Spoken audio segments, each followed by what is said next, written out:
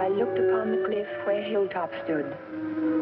I can still see its hanging roofs against the cypress trees.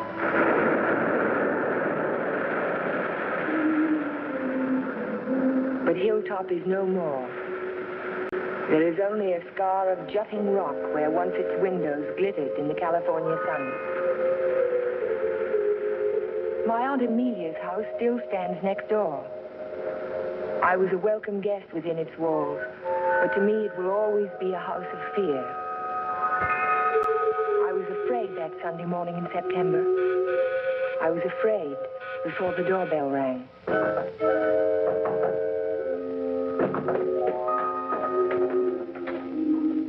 Morning, Ella. Good morning, Mary. Hello, Amelia. Where is he? Where's Cohen? Jeff? Why, what's wrong? It's a wonder you weren't murdered in your bed. Dr. Hartley told me this morning. I won't permit him to stay in this house another day. What is it, Major? What's the matter? It's all right. It's all right, Amelia. I'll handle this. Where's his room? It's there, Just leave this to me. I'll take care of Cohen. Cohen! Cohen! Are you in there?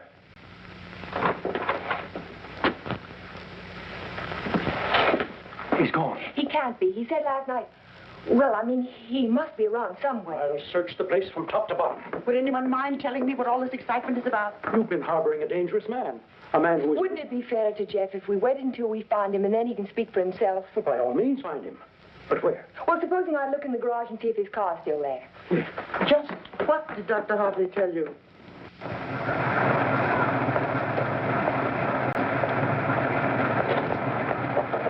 Jeff, are you in there? Jeff! Jeff, are you all right?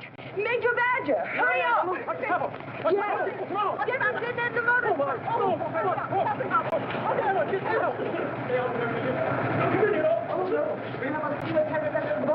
Gotta get him out in the air. Amelia, hold for an ambulance. Yes, I will. Come on, Ella. Right Grab away. his shoulders. You grab his legs. You get him out in the air. Come on. Jeff, if only I had listened to the doctor. If you had only listened to him on the train. There was something wrong even then. Something terribly wrong. I should have seen it in your eyes the first time we met.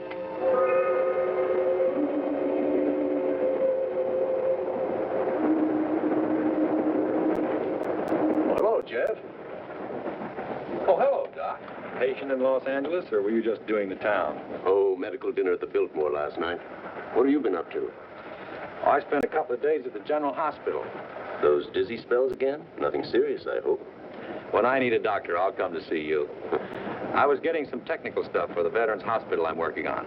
Didn't I hear somewhere that Ben Shepherd donated the land for it? That's right. Join me in a cup of coffee? No, thanks. I've just had breakfast. I'll see you later then. Oh, Jeff, Yes? I don't like those recurring periods of depression of yours. Why don't you come in and let me give you a checkup? One of these days.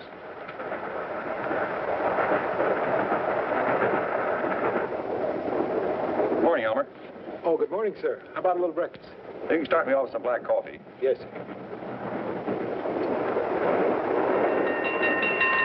May I? Yes?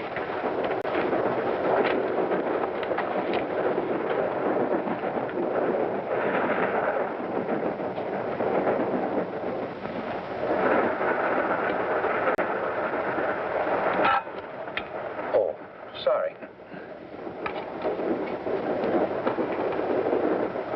Go ahead, throw it. I'll just save the train from being wrecked. By throwing salt over your shoulder? Oh, by showing proper respect to the powers of darkness. Powers of darkness.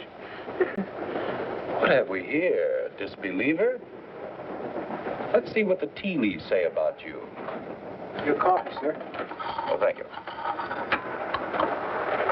There's a trick my grandmother taught me. She learned it from an old witch in Ireland. And so you've been drinking coffee ever since? That's beside the point. I see your name scribbled on the bottom of the cup. It starts with an L, doesn't it? It does not? Ah, but it does. The tea leaves never lie. I see it now. L-N. Your name is Ellen. Isn't it? Yes. You'll not be so quick to scoff now, will you? Now, let's see where you're from. I see a large body of water. Not so large as an ocean, but the next thing to it. Now, what could that be? Lake Superior. It's the largest lake in America. And you're from Lake Superior? From Minnesota. Now we'll go into your destination. It's Pine Cliff, of course. You wouldn't be on this train. But where in Pine Cliff? I see here an old woman and the letter A. Now, let me see. The old woman is standing in the garden and she's talking to her neighbor. So you're going to the city, she says. And what train will you be coming back on? Saturday's train, he says. Then you'll have a pleasant companion, she says, for my niece Ellen is coming to visit me and she'll be on Saturday's train. You see, the tea leaves never lie. And neither do the tea bags. But how will I know her, I says to Amelia. Sure, now, she says, just look around the parlor car and the prettiest girl there, that'll be Ellen Foster. You're a real Irishman, aren't you? You've obviously kissed the blonde, then. Kissed it, she says. I wear it on my watch fob. And just from what part of Ireland do you come? Flatbush.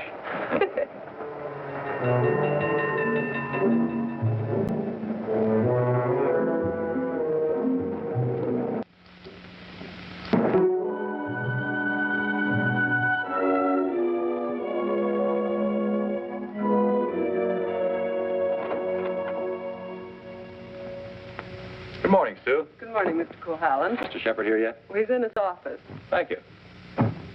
I think this would be an ideal site for the beach club, don't you, Keith? Yeah, it certainly would, Ben. Mm-hmm. Busy, Ben? Oh, come right in, Jeff. We bring the road in here and divide this section into 2-acre lots. And hold out this area for the golf course. Hi. How are you, Ben? Hello, Jeff. How was the trip? Fine, thank you. I bought you a little present while I was in Los Angeles. Found it in an antique shop. Hi, Jeff. Paris. It's a map of an old Spanish land grant. Say, that is an antique. Here's the Ibarra territory. My grandmother's grandfather, he lived right there. That was before California was a state, wasn't it, Ben? It certainly was. I keep forgetting how long your family's lived here. Only since 1820. Really? Come in. Pardon me, Mr. Shepard. What is it, Mac? Well, Sue told me you were in here. Did you take any blueprints with you when you went down to the city? No, why? Why, the rear elevations are missing. They can't be. I put them in a file Thursday. Well, they're not there now. Well, there must be. Come on, I'll help you look for them. See you later, Ben. Thanks for the map, Jeff. Glad you like it. Jeff seems to be getting awfully absent-minded lately, doesn't he? Well, the boy works too hard. Maybe so, but... Say, that's quite a map, isn't it? Oh, it's a beauty. Look, here's our beach. That's the old Spanish name for it, Costa del Rey, the coast of kings.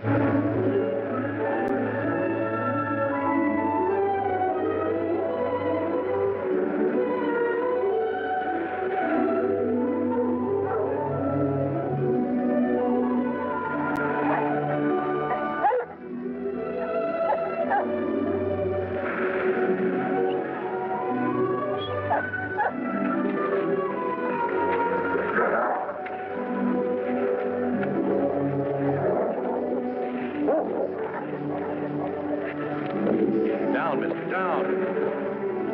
Don't be afraid of him. He won't hurt you. Well, I hope you didn't tear your coat. oh, no, it's all right. I don't know what got into him. He never barks at people. He seemed to think I was an intruder. Oh, yes. Of course, that must be it. Is this a private beach? Oh, no. It's just that there was someone who used his son here beside this rock. Well, I'll forgive him this time. I must say you own a very particular dog. I don't own him exactly. They own me. Shamrock and Mr. O'Grady.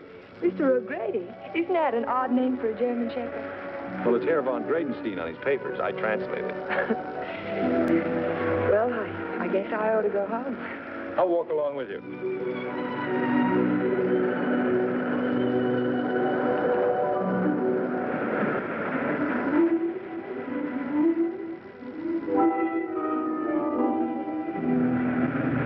What an amazing house. Don't you like it? Yes, I think I do. It looks as if it had wings. As if it could take off and fly across the sea. That's the effect I was striving for when I built it. You built it. My house.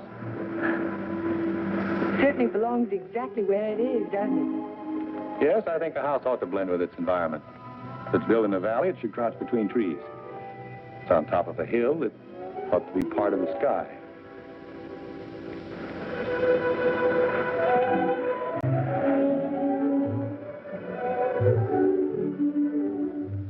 Shamrock up, I'll walk the rest of the way with you. Nice of you to insist.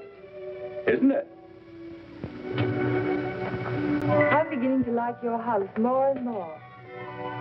You can't take it all in at the first glance, can you? No, it's like some people that way, I guess. You have to know them a while. Like you, for instance? Yes, I suppose that's true of me, too. We don't have houses like that in Minnesota. Do you mind if I take a closer look at it? I thought you said you were late. Oh, another 10 minutes won't matter.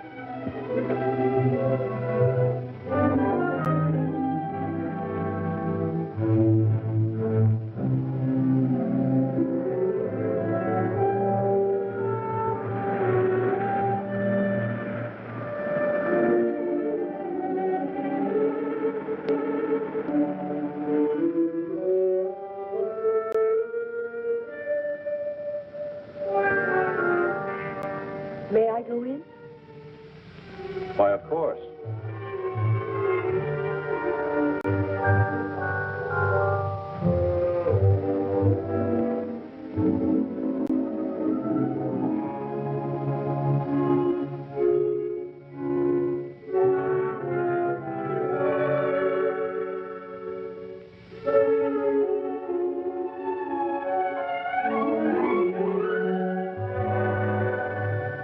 Well, I just don't know what to say.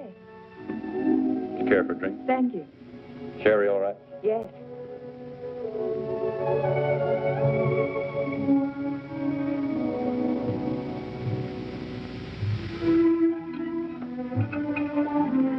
What an unusual picture. It's by Del Lopez, the Mexican modernist. Thank you. What's it called? Doesn't have a name. What does it suggest to you? Well, it's not real, but then it's not real either. It might be a garden in a dream. It might be. Or he dreamed of the girl who belonged in the garden. That's pretty good. And then she became more important in the garden, and perhaps that's why she's out of proportion. Perhaps she did. Perhaps that's why a woman gets out of proportion to a man. I really don't know anything about modern art. There isn't anything to know about it. It's like music. Its form doesn't have to copy nature to please the senses. Or does it? We were talking about art. I was talking about figures. Are you interested in figures? I have a Sivigliano. You have a what? Sivigliano, an Italian sculptor. I bought one of his porcelains with my first fee. Would you like to see it? Yes, I would. Where is it? Over by the window. Come on, I'll show it to you. This is my good luck charm. It's called Hotai, the Chinese goddess of chance. Sivigliano always...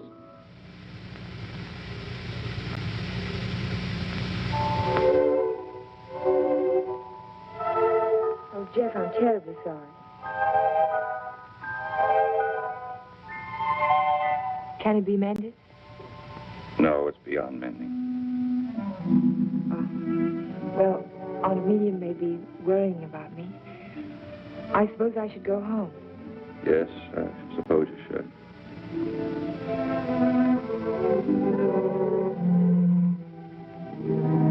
Goodbye.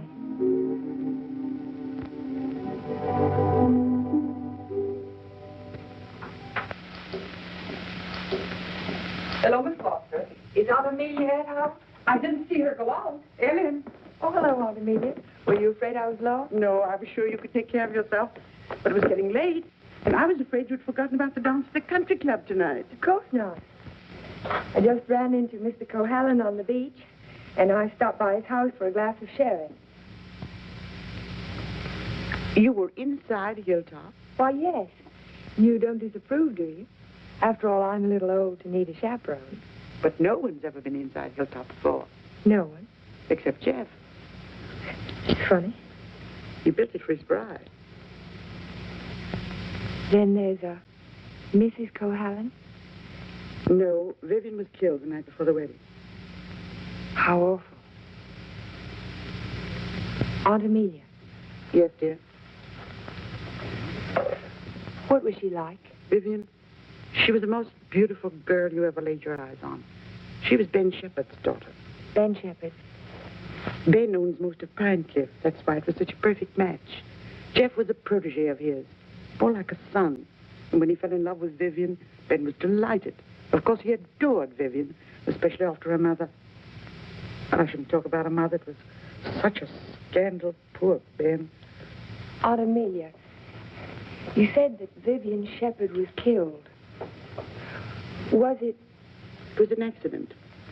Jeff told Ben it was bad luck to have a party before the wedding, but Ben insisted. There were so many people there. Jeff and Vivian stole away in her car, and 5 minutes later she was dead in a collision at 12-Mile Drive. You never can tell what private tragedies people have had, can you? I mean, when you first meet them. He seemed so light-hearted on the train. He can be that way sometimes, and next minute he's strange. Like never inviting people into his home and never mentioning Vivian's name. I can tell you one thing, we've been pretty worried about Jeff, about the way he's been acting. Well, how would you expect him to act after a shock like that? Seeing the woman he loved killed right in front of his eyes? It's a wonder he didn't go out of his mind. Don't get so excited, dear. I'm sorry. And don't get too interested in Jeff Cohalan. There are other attractive men in Pine Cliff. Oh, men who aren't... Men who aren't what, Aunt Amelia? Oh, well, after all, he has had a tragedy in his life, and it's only a year ago. Hadn't we better get dressed? Yes.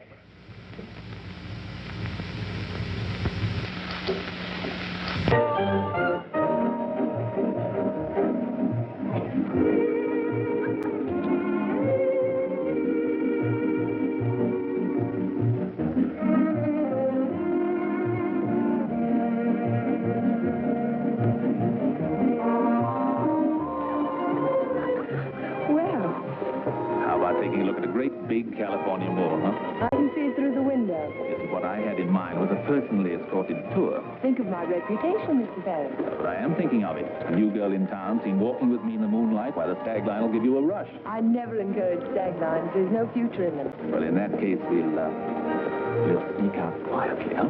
No, thank you. Thank you, but no. Cold climate, Minnesota.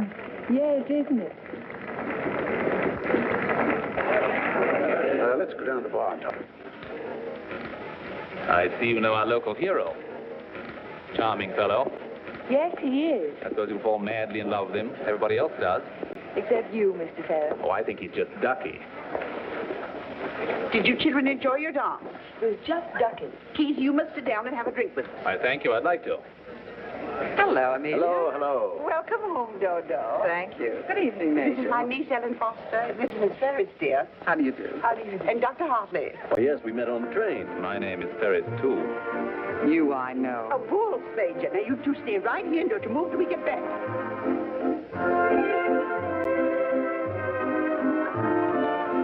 Miss Foster, the only dance I know is a waltz. Will you risk it with me? I'd love to, Dr. Hartley. And how are things at the separation center? Did you have a good time? Reno is delightful. I received my discharge papers yesterday. You'll get your copy in the mail. Well, that calls for a celebration, doesn't it? It certainly does. In that case, I'll take you down to the bar and buy you a drink. Oh, really? Oh, come now. We're civilized people, aren't we? Well, I guess it can't do any harm. You know, I think it ought to be a lot of fun, now that we're not married anymore.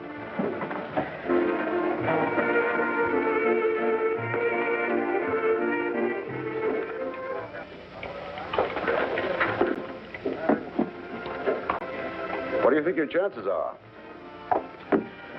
Ben, I've built more hospitals in the South Pacific in 1 year than the average architect will see in a lifetime. The only competition I'm worried about is Talbot and Talbot. Huh? Not that I can't compete with them professionally, but they seem to know how to play the political side of it. Well, that won't count here. I hope not. Anyhow, I'm indebted to you for a crack at it. I merely suggested that they invite a local architect to submit plans. Jeff, you're looking pretty seedy. Sure you haven't been working too hard? Well, it's been a pretty hectic week, Ben, but we finished up tonight. Plans are all wrapped and ready for mailing in the morning.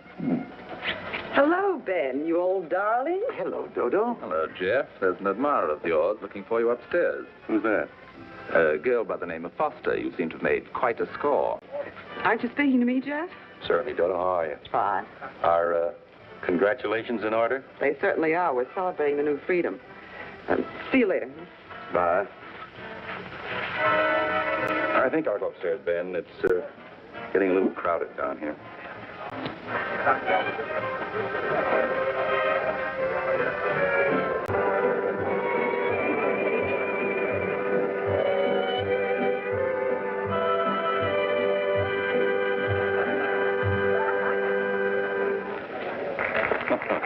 Too long? I'm completely exhausted.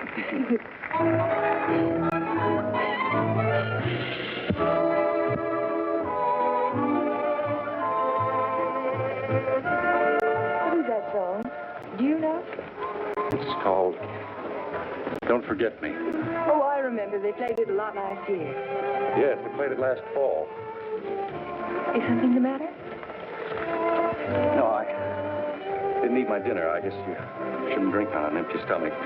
Excuse me.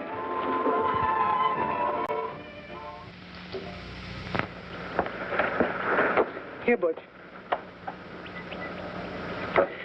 Such a little animal, and yet he's got an appetite as big as mine. Well, Jeff doesn't answer. Oh, maybe he left early. But he looked so worried last night.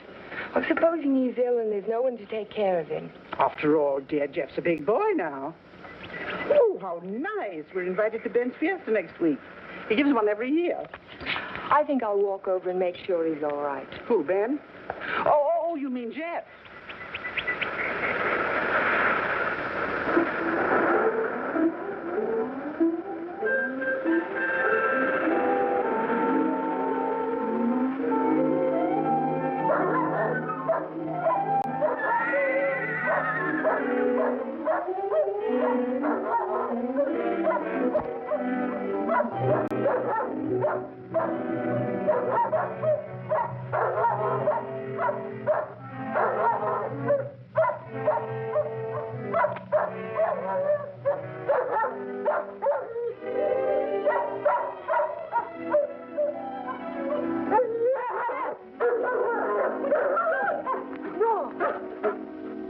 Look at his right front leg.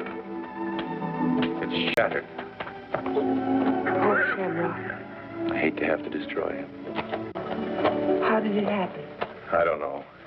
I don't know how it could have happened. You better wait for me outside.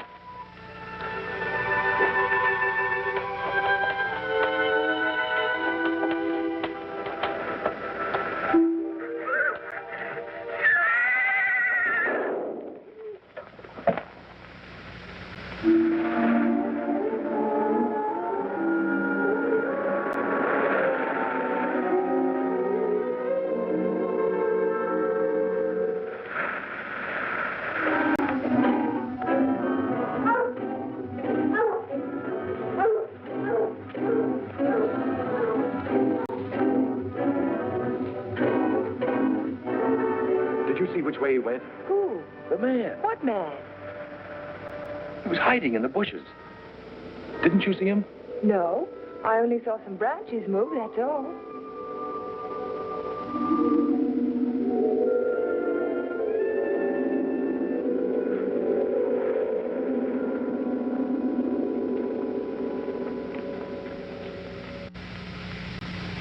I've never seen lovelier roses. What are they called? Matador, I believe. They grow on the bush out on a terrace. Matador? Oh, of course, after the color of the bullfighter's cape. Or the bull's blood. Jeff, I'm so sorry about Shamrock.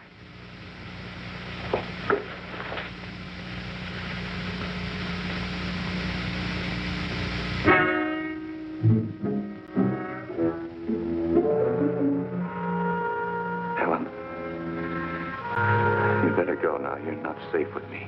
Do you understand? I suppose I don't want to be safe. Please go now. I'll call you later. All right, Jeff.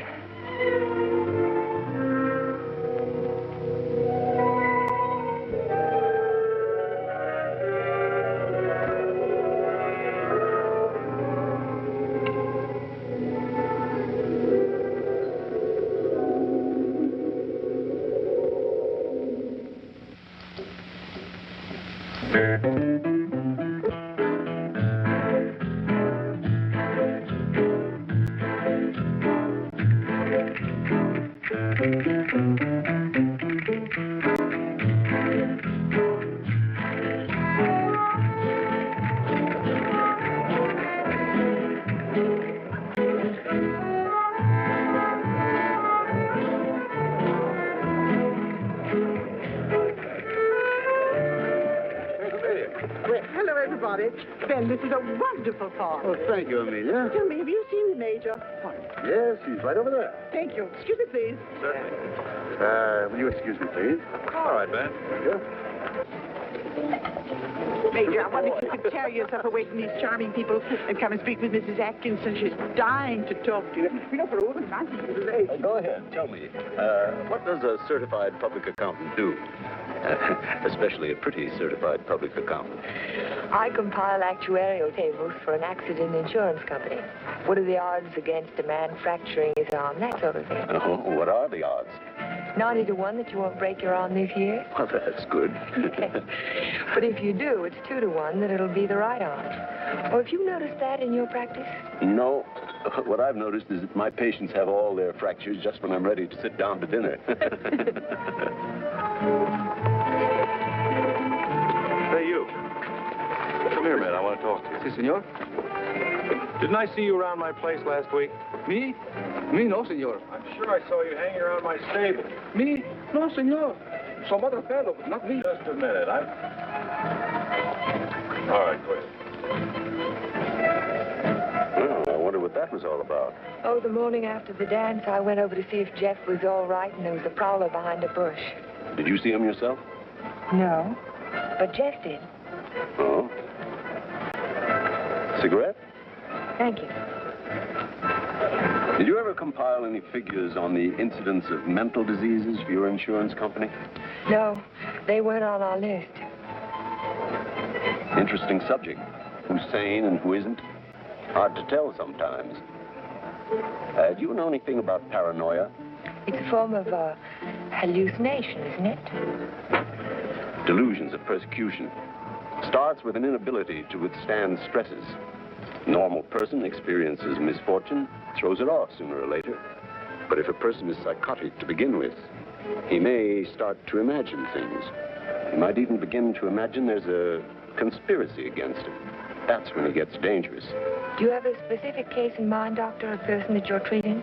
No, it's out of my field. I'm a general practitioner, not a psychiatrist. Senor Doctor. Yes. Lady call on telephone, very sick. You come right away? Did you get the address? Si, senor. Oh, thank you. Forgive me, please. Of course.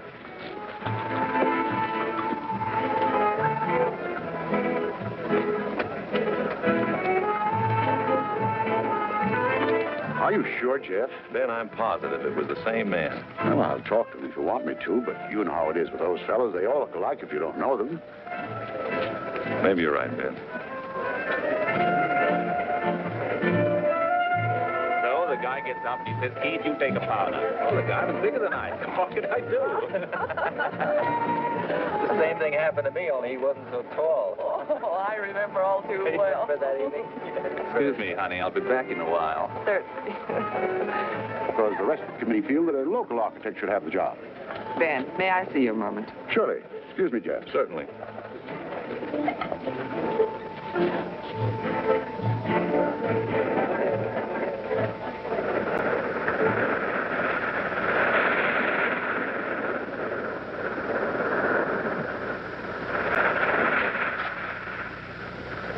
Well, if it isn't Miss Icicle from Minnesota. Good evening, Mr. Ferris. Call me Keith.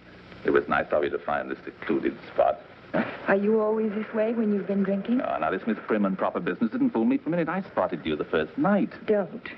You don't have to pretend, honey. Just relax and enjoy it. Stop it. You kidding?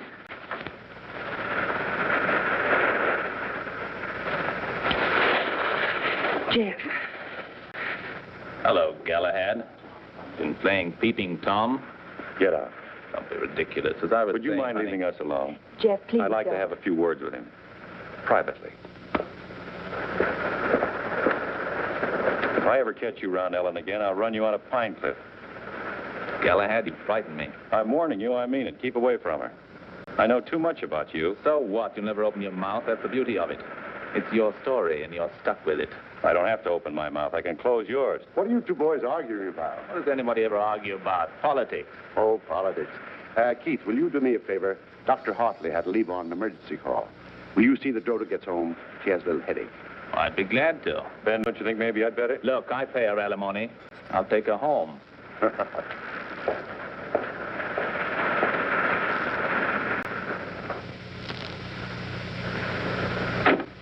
lovely, lovely party, darling. I'm glad you enjoyed it. You're sure I can trust you to take her straight home? Oh, the car knows the way, Ben, all by itself. Good night, then. Oh, Ben. Yes? It might be a good idea to keep an eye on Jeff tonight. See that he doesn't drink anymore. He was getting a little out of control. Thanks, Keith. I'll watch him. Good night.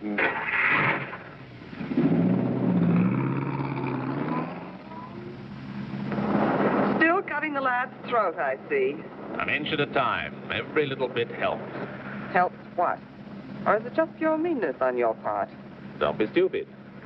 Ben hasn't any heirs, has he? All that money and not even a second cousin. Suppose he should take a notion to leave it all to Cahalan. Where would I be? Out in my ear the day after the will was filed. Well, you don't think he's going to leave it to you, do you? No. No, I'm voting for charity, with Keith Ferris as administrator of the estate. What would you think of a Vivian Shepherd Foundation for something or other? That turned even my stomach. You were in the cavalry, weren't you, Major? Well, I'd like to ask you a question. Can a horse break its leg in its own stall? What's that? You think it's a chance in a million? No, I was just computing the odds on an accident that happened last week. Well, thank you very much for the information, Major. Good night.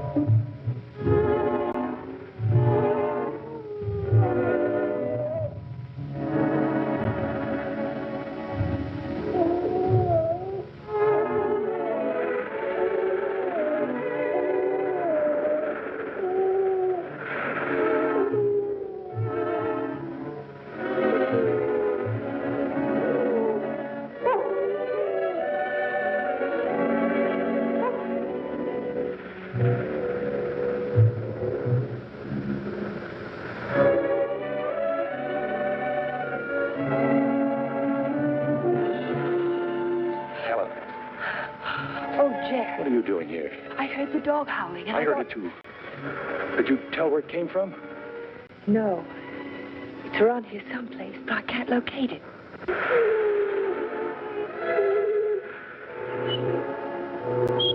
Jeff, listen.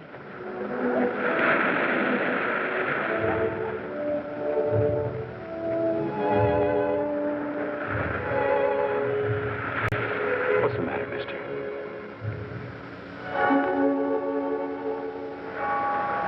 He's gone. Oh, Jeff.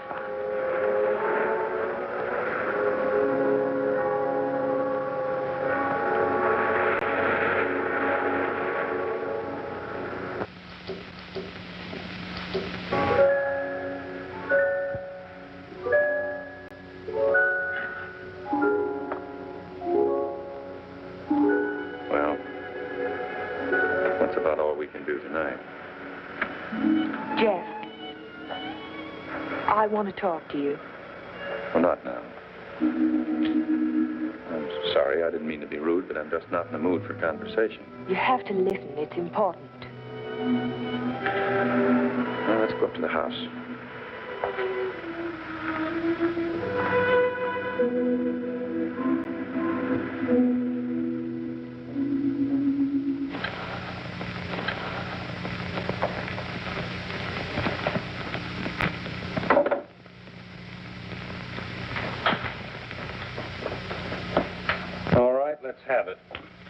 doctor made your badger tonight. He can't understand how Shamrock could break his leg in his own stall. Well, he hasn't anything on me. I can't understand it either. Unless it's bad luck. Don't call it luck, Jeff. What would you call it? I'm not sure. A few days ago, this rose was on your matador bush. It was alive and beautiful. Now it's dead. Was that bad luck, or was it cause and effect? You picked it, so it died. I didn't pick it. The whole bush died overnight for no reason. There must be a reason. There's always a reason for everything. Is there? Maybe you can give me a reason for this. Take a good look at it. It looks different. Is it the way the light hits it? It isn't the light, it's the colors. Look at it again. Oh, I see what you mean. They faded, haven't they? All the life's gone out of it. Your rose bush died. Your painting fades. But have you ever had a common, ordinary fall, Jeff? What do you mean? 65% of all accidents are falls. Falls down a flight of steps, falls out of a tree, falls off a ladder, or in a bathtub. But nothing of that sort ever happens to you. It's too ordinary. Your kind of accident has to be unique. What are you driving at? Your bad luck, Jeff. It's a little too bad to be true. Your porcelain figure fell off the table while nobody was in the house. Shamrock broke his leg while he was in his own stall. Now your picture fades. It's too bizarre, Jeff. The impossible can happen, but not over and over again. Are you trying to tell me they didn't happen? No, they happened all right, but it wasn't luck. Can't you see the pattern that runs through all your accidents? Shamrock, Mr. O'Grady, your picture, your statue, your rose bush, and the collision on the highway last year. That's when it all began. 6 accidents, and every one of them killed something you loved. Do you know what the mathematical odds are against a run like that? 1 billion to 1. Are you telling me they weren't accidents at all? No, I'm only trying to tell you that lightning can strike twice in the same place, Jeff, but not 6 times. You mean you think that all of these things have been planned by someone? Someone who hates you, who's trying to destroy you. Who could it be, Jeff? I don't know. We'll find out. We'll go back to the beginning, the night that Vivian was killed. We'll talk to the policeman who reported the accident. We'll find the garage they took the car to. We'll ask 1,000 questions about the accident and about Vivian. Ellen. We'll start tomorrow morning. We'll look for witnesses. Ellen, wait a minute. Perhaps the ambulance driver will remember something. I'll find him and I'll talk to him. You won't talk to anyone. Well, why? Why won't I? Because I don't want you to. But, Jeff... Listen to me. I don't want you asking questions. I don't want you investigating anything. This is my affair. I'll handle it my own way. I was only trying to help you. Well, now you've let me know where I stand. You don't want any help from me. All right, then, do it your own way. Ellen, listen to me. Just don't let any black cats cross your path. And if you see a horseshoe, pick it up and spit on it and throw it over your shoulder. That ought to take care of everything. Ellen.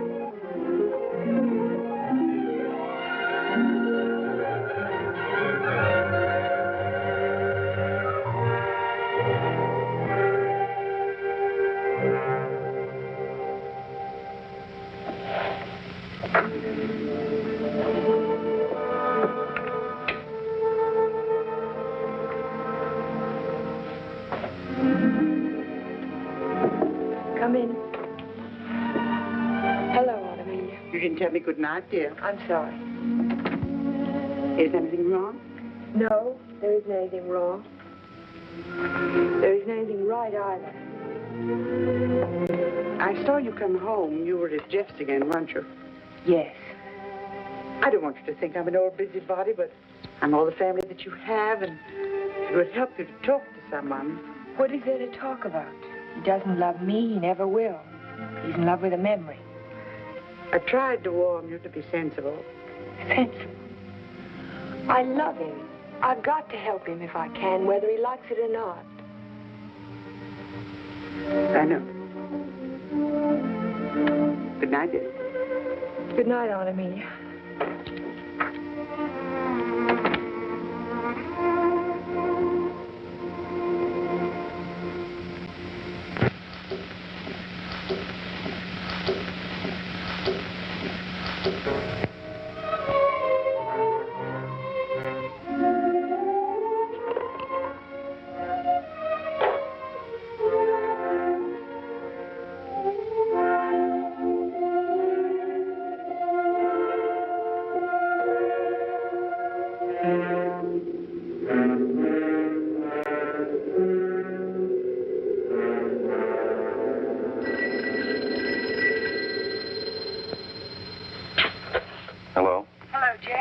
Yes, Ellen.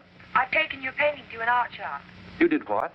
I found out some very important information. If you come over tonight, I'll tell it to you. No, I can't tell you now. Look, I thought you understood I was going to handle this in my own way. Don't argue, Jeff. Just come on over. Goodbye. Well, what do you think? It's hard to understand why it's faded. The artist didn't use pen colors. He didn't even use tempera. There must be a reason. I would say this was painted with London watercolor. That's the best you can get. Nothing fades them except continuous exposure to strong sunlight for at least a month. That's impossible. I can't imagine what caused it. Well, I tell you what I can do. I can talk to a couple of artists I know. They might have an idea. I think my best bet is to go and see Trilfield. He's a watercolor man. He's one of the best. He ought to know everything about it. I think I'll catch him tomorrow morning. You know Trilfield, the naturalist. He paints the dogs and horses and cows. My wife, he made a beautiful Thank you painting. very much. I'm sorry to trouble you. Oh, no trouble at all. Oh, Miss Foster. Yes? I just remembered something. Years ago, I framed some pictures for a painter by the name of Torres, Vicente Torres. One of the paintings was an old lady playing the guitar. It was a watercolor. And it faded? The man who bought the picture took sun lamp treatments that winter, and he took it on a couch right under the painting, and he was mystified why the color faded. So Vicente found out that the rays from the sun lamp broke down the pigment. Can you remember the name of the man who owned that picture? I don't think I ever knew. It was some local man. What about the artist? Is he still in Pinecliff? Torres? He died 5 years ago. Oh. Thank you again.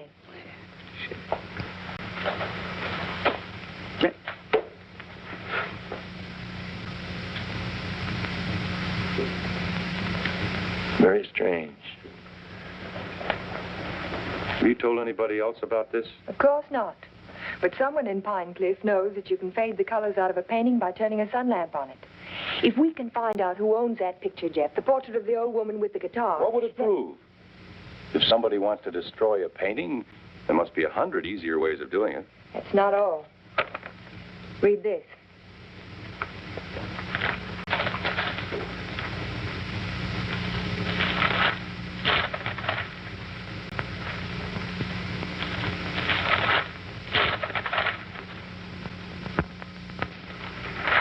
Arsenic? In the soil underneath the matador bush. I dug it out this morning. Enough arsenic to burn out the whole root system. It didn't get there by accident, Jeff. Someone put it there. Someone who knows how to poison a rose bush. Or a dog. Or a man's life. Would you really like to help me? You know I would. Then forget it. Forget the whole thing. But there was poison in the root system. The chemist told me. You never saw the chemist. You never heard of a portrait of an old woman with a guitar. Do you understand? No. No, I don't understand. Jeff! Jeff! Your house. Look out the window. I saw it from upstairs. What? It's burning.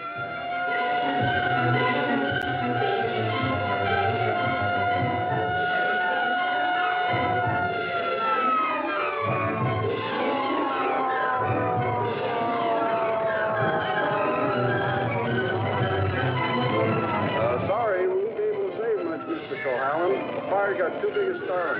Everybody stand back. Out of the way, please.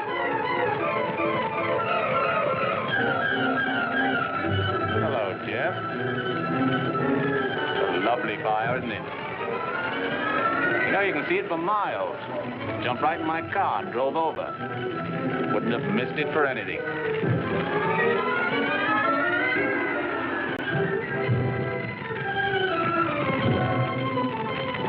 I'm so sorry, Jeff. Such a beautiful house. I'm glad it's gone.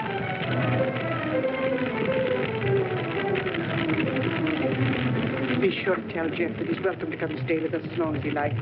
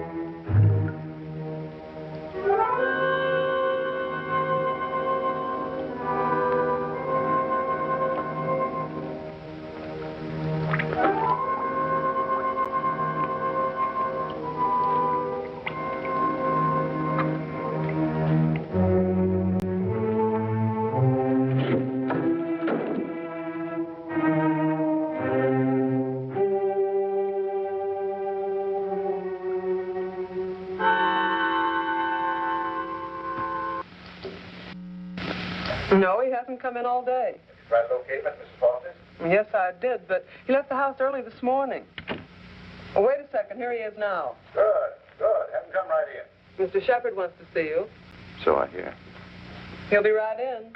Thank you. He's here now, Stacy. Hello, Ben. I didn't mean to keep you waiting. It's quite all right, Jeff. I'm terribly sorry about what happened last night. I know you are, thanks. I wouldn't bother you about anything today ordinarily, but Mr. Rogers here just came to town. Stacy Rogers, chairman of the hospital committee. Oh, of course. How are you, sir? Glad to know you. This is the Jeff Cohallen I recommended to you. Yes, we examined your plans last night, Mr. Cohallen. Good, clean, modern lines. Thank you. I'm sorry we couldn't give you the job. You couldn't, what? I was just about to tell you, Ben. We decided on Talbot and Talbot. You did? Well, this is a surprise, Stacy. Which was it, Mr. Rogers? Politics or stupidity? I beg your pardon. If they'd given it to Magruder or Chesney and Pike, I wouldn't have said a word because I know the boys would have gotten a good, modern hospital. But Talbot and Talbot haven't had a new idea since Burnham did the Flatiron Building. Oh, now, take it easy, Jeff. Oh, they're not architects. They're political finaglers. Maybe you can tell me just one detail in their plan that was an improvement over mine. Name just one. Young man, your attitude doesn't deserve a reply.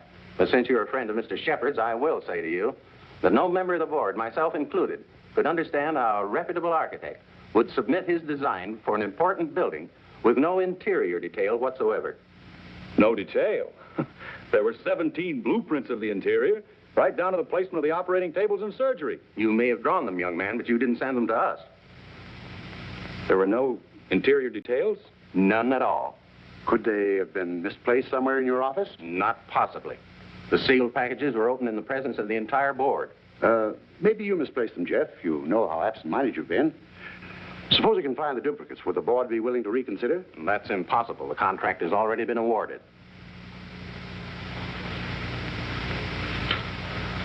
Well, this is quite a shock, Stacy. I felt sure that Cohallen would get this job. Oh, I'm sorry, Ben, but you understand my position. Jeff, you weren't going home without me, were you? Without you?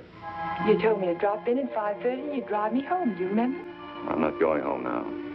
Oh, is anything wrong? Everything's wrong. Come on, let's get out of here.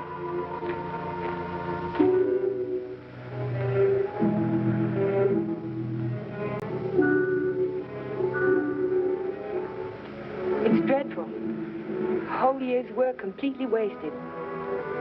Typical Cohallen luck. Don't keep calling it luck. Supposing someone took those plans out of the office and wrapped the package over again. Who'd do a thing like that? Keith would. He hates you. He hates everybody. There's something twisted inside of him. It would take a psychiatrist to explain it. And why does Mr. Shepard keep him on at the office? He doesn't know what he's like. Dodo must know. She acts as though she's still in love with him. There are women who love men like Keith. Take a psychiatrist to explain that, too. It's getting kind of late. I'd better drive you home.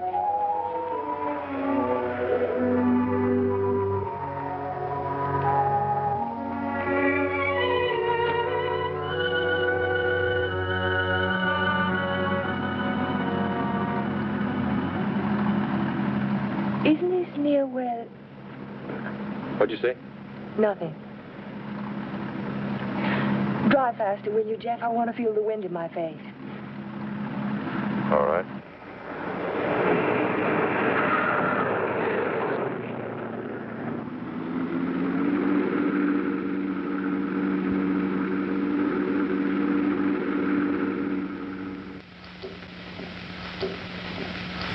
Here you are, Miss Foster. 296 Hall Street, Fall River, Massachusetts. Thank you very much, Sergeant. Just one thing more. The accident happened on 12 Mile Drive, didn't it? That's right. Just 3 miles from Pine Cliff.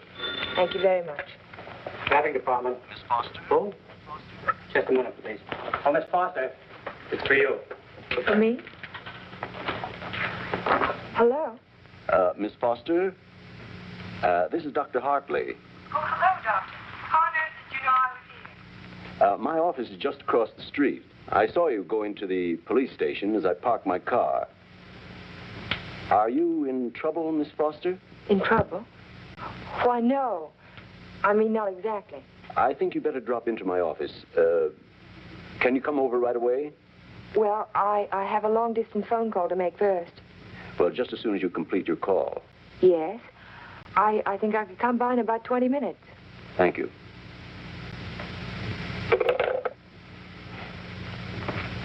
Thank you, Sergeant. That's all right. Miss Foster. Hello, Dr. Hartley. Come in. Come in. I was startled when you telephoned me at the police station. Well, I'm very glad I spotted you when I did. Why did you ask me if I was in trouble?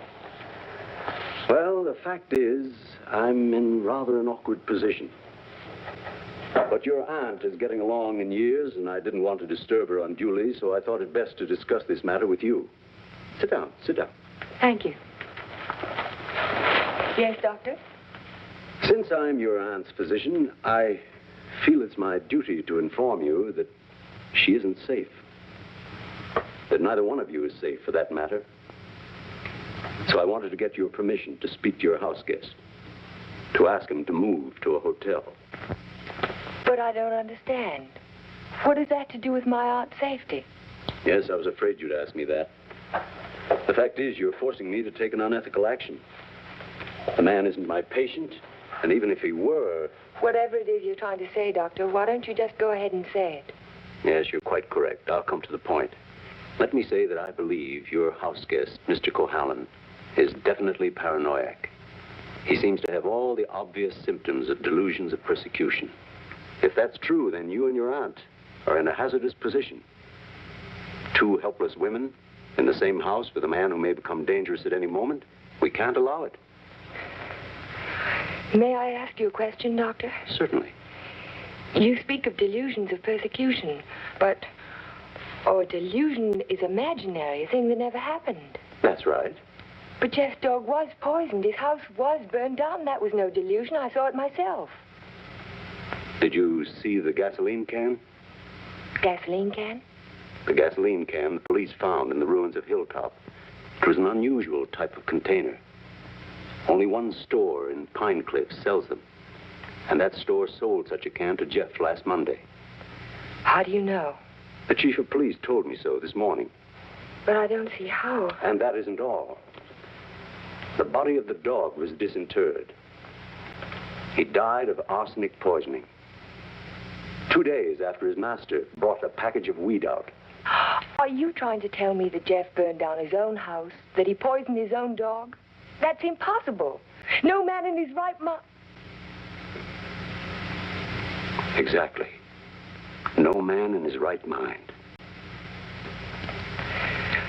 But why? Why would he do a thing like that? Listen. Listen to this.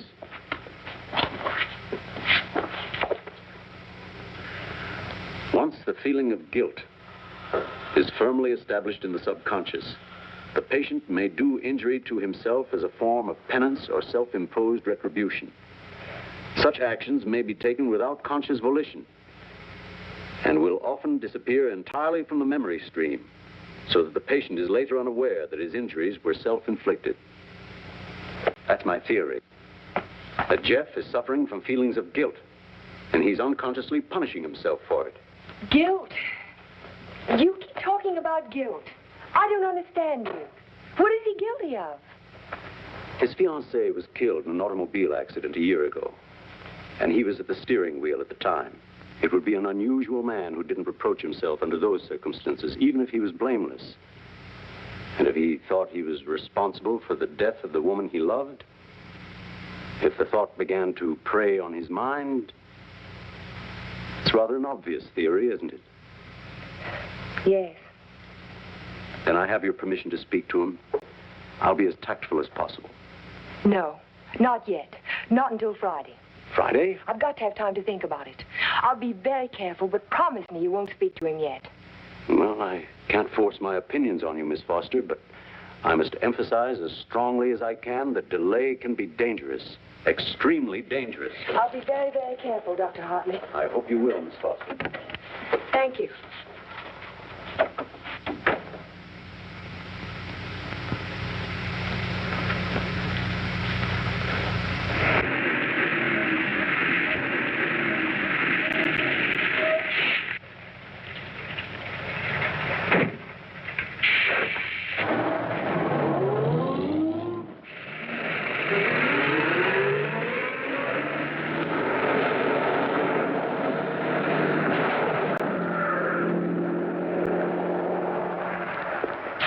That man must be crazy. Thank you very much.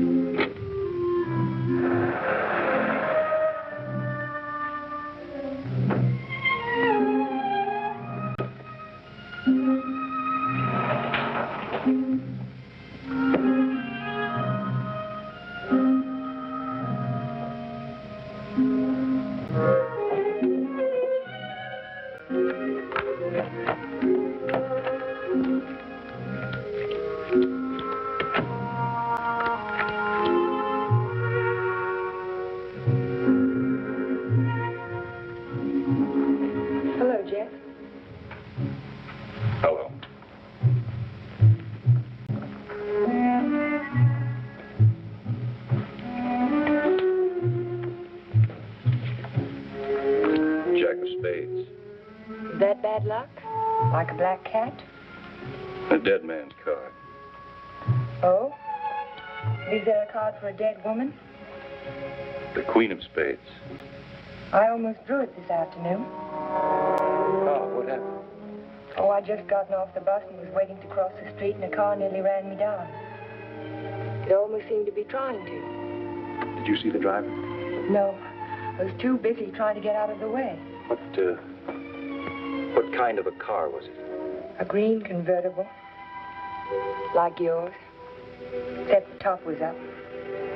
You've got to get out of here, Ellen. You've got to get out of Pine Cliff right away.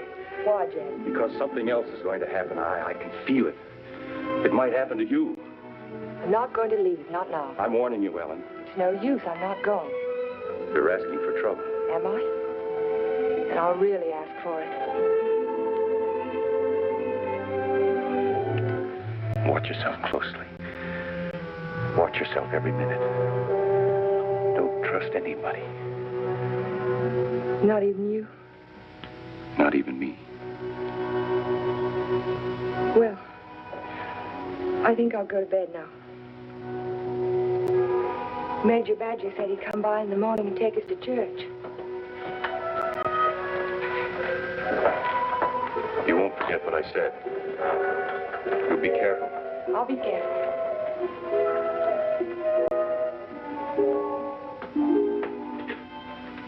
Jeff.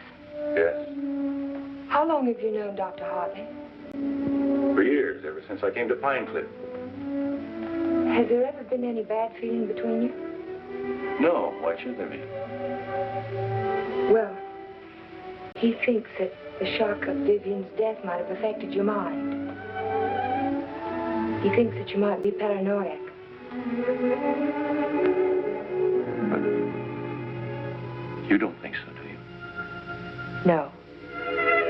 I don't think so. Good. Good night, Jeff. Good night, Ellen.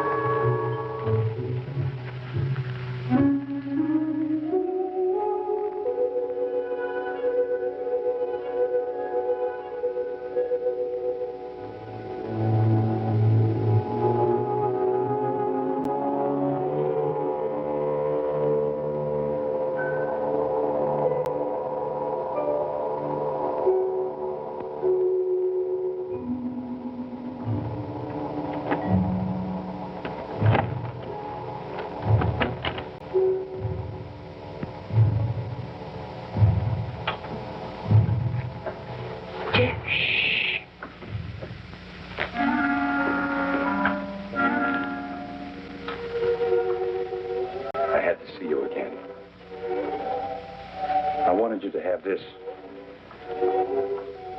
Don't be afraid to use it if you have to. I want you to wait for me tomorrow morning. Tomorrow morning? You mustn't leave the house. You mustn't leave the house without me. Promise you won't. All right, Jeff. I promise. You won't forget when Major Badger arrives? No, I won't forget. Good girl. Good night.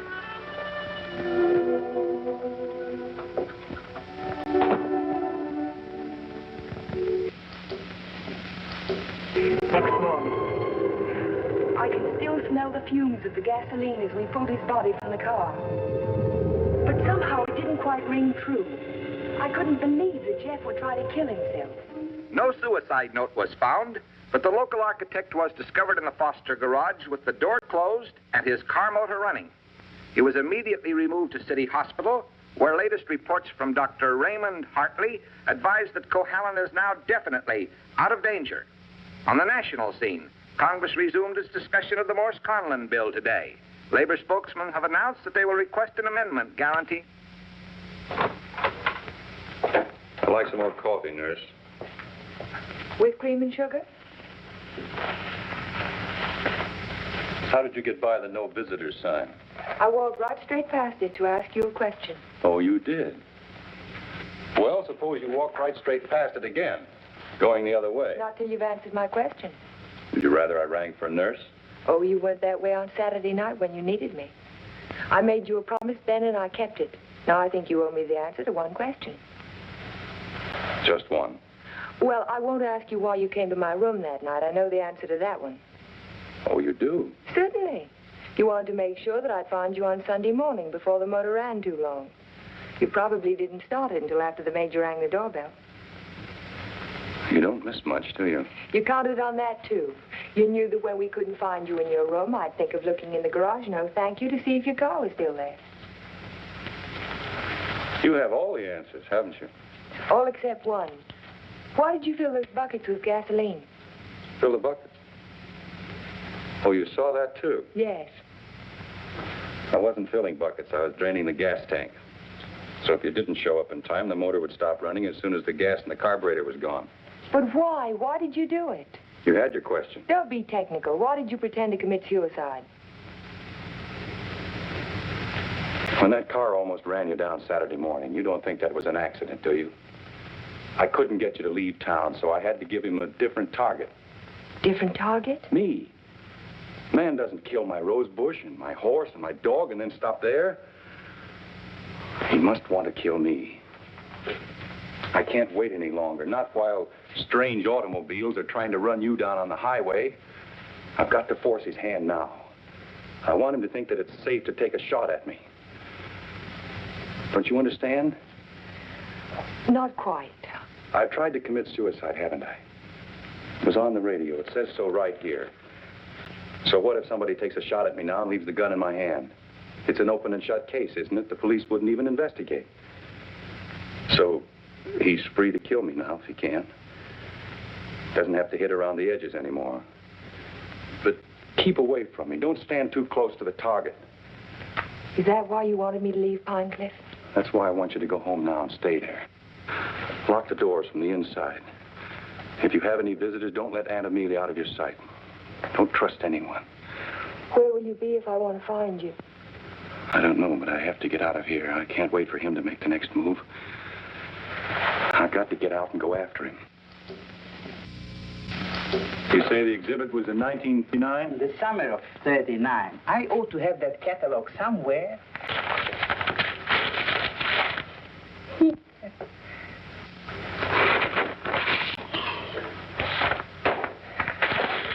Here we are. And there's a list of all of the exhibitors in here? The back of the book. Practically every artist who might have known Torres. Oh, yes. This is perfect. Exactly what I was looking for. Thank you. Good afternoon. Yes? Are you Mr. Strabini? Strabini? Yes, that's me. Did you ever know an artist by the name of Vicente Torres? Vicente Torres? Yes. No.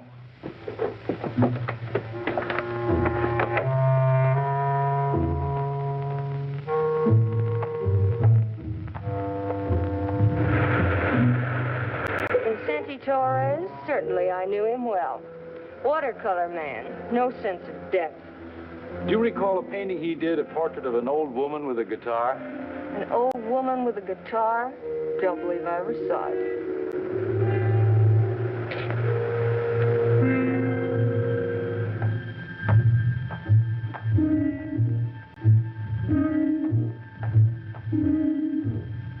The old woman with the guitar? Yes, I remember when Torres painted it. It was during his Renoir period.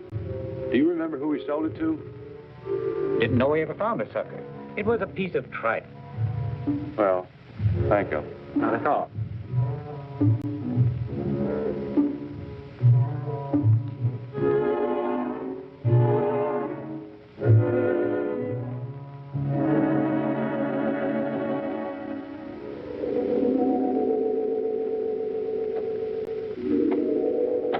Well, Mr. Cohallen, Hello, Sue. you had a few phone calls. Anything important? I don't think so. A man named Carter called. Said he was a friend of an artist that you knew. The name sounded like Boris. Was it Torres? Could be. Did he leave a number? No.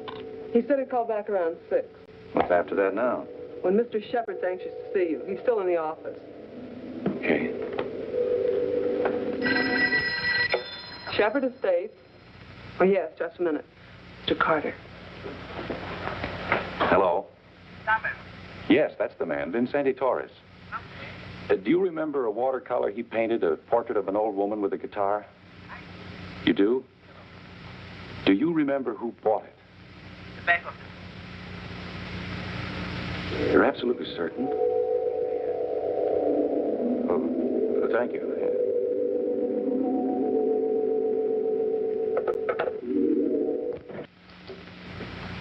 Oh, you're just the man I've been looking for. They wouldn't let me in the hospital, and you seem to have disappeared since you got out. Well, I had some important things to do, Ben. Well, anyhow, you're here now. That's the main thing. Of course, I know it was an accident, boy. You couldn't have done it deliberately. Couldn't I? Of course not. But just the same, you've been overworked lately. You're looking all fagged out. It's time you took a rest. Yes, I could use a rest. A nice long rest. It's just what I had in mind. As a matter of fact, I'm tired myself. That's why I'm thinking of taking a trip. See something of the world before I get too old. Sounds like a fine idea, Ben. It'd be a good idea for you, too, Jeff. Why don't you come along with me? The two of us could have a pleasant time together. Leave all our worries behind and take things easy for a while. What kind of a trip were you thinking of, Ben? I haven't made up my mind. Where would you like to go? Oh, an ocean voyage might be nice. If the ship had a low rail and a long drop to the water.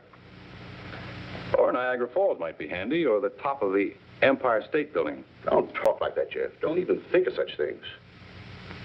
I wasn't thinking of suicide, Ben. I don't expect to jump.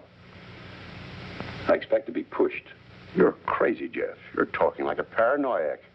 Where did you get that word, Ben? Did you read it in a book, complete with all the symptoms? I'm only trying to help you, but if you're going to take this... Sit down, Ben. Sit down and listen. You had all the tools to work with, didn't you? Your ranch hands who think you're a king will do anything you tell them to. I was out your place yesterday, Ben, looking for Pedro. They told me he didn't work for you anymore. Hadn't since the day after my house burned down. You let him go, didn't you? After he'd done his job. I'm beginning to think the doctor's right. I'm beginning to believe you do have delusions of persecution. Paranoia, Ben. You learned the word. Use it. When did you first plant the idea in Hartley's mind? Did you say, I'm a little worried about Jeff, and tap your finger on your forehead? Jeff, I'm not going to talk to you any longer. You're not in your right. Not while you're in your present mood. I wouldn't do that if I were you. You haven't answered my questions, Ben. Are they too difficult? Let's see if you can answer an easy one. Whatever happened to that painting that used to hang in your living room, the portrait of an old woman with a guitar? It wasn't in the living room. It was in my study. Why? When did you get rid of it, Ben? After it faded? After you found out what a sun lamp can do to a watercolor? You want to know who put me on your trail? You did yourself. When you tried to convince me I couldn't trust my memory anymore. I hate to say this, Jeff, but you can't trust your mind anymore. Can't I? I made a written list the night I wrapped the hospital plans to make sure nothing was left out. And 17 blueprints were missing when the package was opened by the state board. No one could have tampered with that package but you. No one else knew it would be on my desk overnight. I didn't know anything. Yes, you did. I told you. At the country club. You wanted to destroy my faith in my work, didn't you? It was the only thing I had left. Oh, Jeff, this is ridiculous. That's what I thought at the beginning. But once I began to suspect you, it all fitted together. I even remembered that your foreman was in the store the day I bought the can of gasoline. That gave you an idea, didn't it? Yes. It gave me an idea. How do you like your own medicine? How do you like waking up every morning wishing you were dead? Then you don't deny it anymore. No. I'm glad you found out. Because you can't do anything about it. Go tell somebody I poisoned your dog. Go say I burned down your house. You know what they'll think, don't you? They'll think you're crazy. I don't care about the others. It's what you think that's important. You've been like a father to me, Ben. In a funny kind of way, you still are. What made you change? What made you start to hate me? Was it Vivian? You killed her. I did everything for you that one man can do for another. And how did you repay me? You murdered her. Not murder, Ben. Not murder. A drunken man at the wheel of an automobile. What is he if he isn't a murderer? Can't go in there. Can't go in there. No. Ellen, what are you doing? Jeff. Mr. Shepherd, this is Mr. Nelson of Fall River, Massachusetts. Last year he was driving through California, and when he reached Pine Cliff, he had an accident on 12 Mile Drive. Is this the man who was driving the car in which the girl was killed? Well, you said not to say anything when you paid my damages. Go ahead, answer. No. No, it wasn't. It was that fella back there.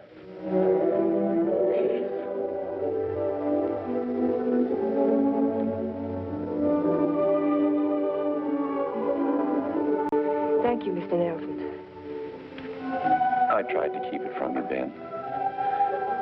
At the party you gave the night before Vivian and I were to be married, I don't know whether you remember or not, I said something to you about the room being a little stuffy. I wanted to go outside for some air. I was really looking for Vivian.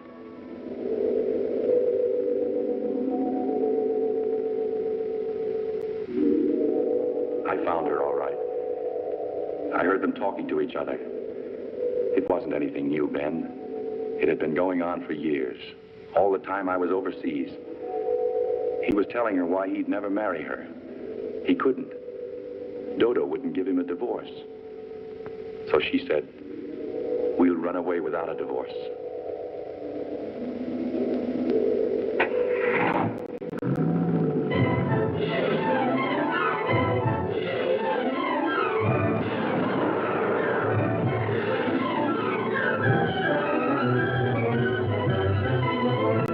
I followed them on the 12-mile drive. I didn't know where they were going, but I knew I had to stop them if I could. He was going as fast as the curving road would let him.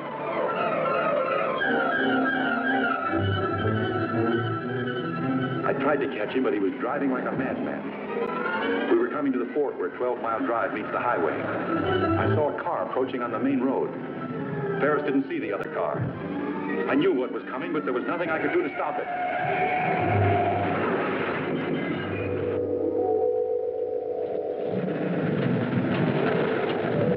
I jumped out of my car and ran toward the wreck.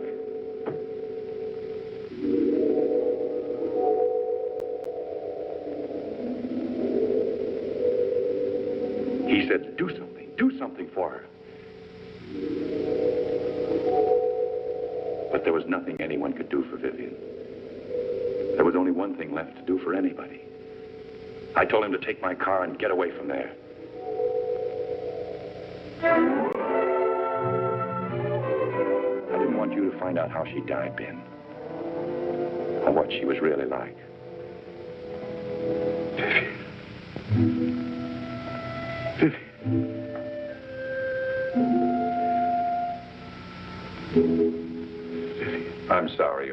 Ben.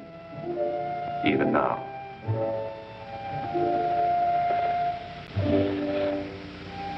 Vivian, I always gave you everything you wanted from the time you were a little girl. You were all I had after your mother ran away. She was no good. I never told you that, did I? Your mother was no good. Now you want to run away, too. You're just like her. The same bad blood. Jeff, he thinks I know. I won't go through that again. I'll kill you first. I'll kill both of us. My shoulder. Ben, put down that gun. Put it down. She ran away. She ran away from me. Call Dr. Hartley. Well, you finally fixed me with the old man, didn't you? But you'll never get any of his money. Now he's as nutty as a squirrel. Now get out of here. Get out of Pine Cliff. If I ever see you again, I'll kill you. Dr. Hartley, this is Ellen Foster. Will you come over to Mr. Shepard's office right away? Yes, it's urgent. Thank you. It's all right, Ben. Everything's going to be all right.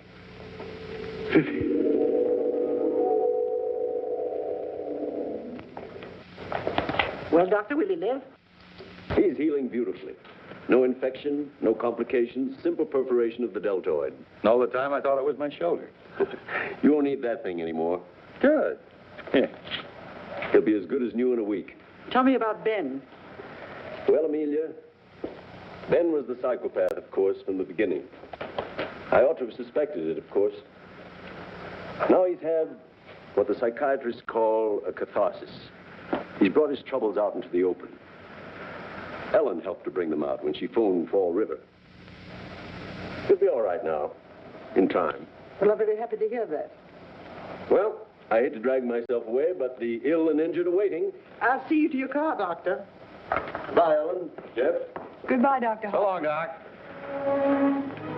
And now, young lady, suppose you come along with me.